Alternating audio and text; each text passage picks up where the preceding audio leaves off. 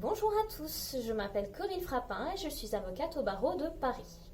Je vous propose de découvrir chaque semaine une thématique juridique différente relevant de mon domaine d'expertise, l'immobilier. Et cette semaine, je souhaite parler d'un sujet sensible en cette période sanitaire compliquée, la tenue des assemblées générales de copropriété. L'ordonnance 2020-1400 du 18 novembre 2020 prescrit que les contrats de syndic expirant entre le 29 octobre 2020 et le 31 décembre 2020 sont renouvelés dans les mêmes termes jusqu'à la prise d'effet du nouveau contrat de syndic qui devra intervenir au plus tard le 31 janvier 2020. Ainsi, dès lors que son mandat expire entre ces deux dates, 29 octobre et 31 décembre 2020, le syndic peut unilatéralement décider que la prochaine Assemblée générale aura lieu le 31 janvier 2020.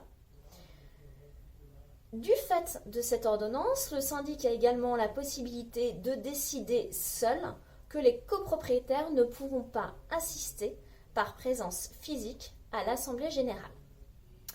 Les copropriétaires peuvent alors participer à l'Assemblée générale à l'aide de 3 moyens. Le premier, la visioconférence. Deuxième, tout autre moyen de communication électronique permettant de s'assurer de l'identification de celui qui se connecte. Troisième moyen, le vote par correspondance. Et si les deux premiers moyens ne sont pas possibles, le syndic peut décider que les décisions seront prises au seul moyen du vote par correspondance. Le texte de cette ordonnance ne précise toutefois pas ce que signifie « n'est pas possible ». Est-ce que les moyens de communication électroniques ne sont pas possibles? Est-ce que ça signifie une impossibilité technique? Par exemple, le syndic n'a pas le numéro de téléphone ou l'adresse mail du copropriétaire dont il aurait besoin? Ou ça va être une impossibilité financière? Ou est-ce que ça va être une impossibilité liée au manque d'envie du conseil syndical, du syndic ou au manque de temps de se pencher sur les solutions techniques?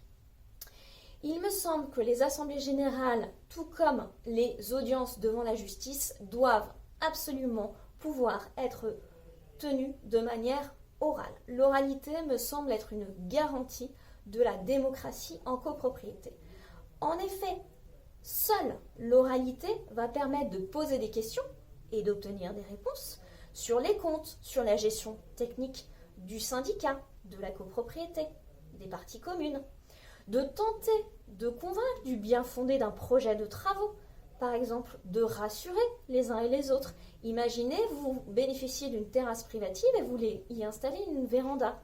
Il va vous falloir convaincre les copropriétaires que ça ne générera pas de nuisance pour eux, ni pendant les travaux, ni postérieurement. Et convaincre les autres, le meilleur moyen de le faire, c'est à l'oral.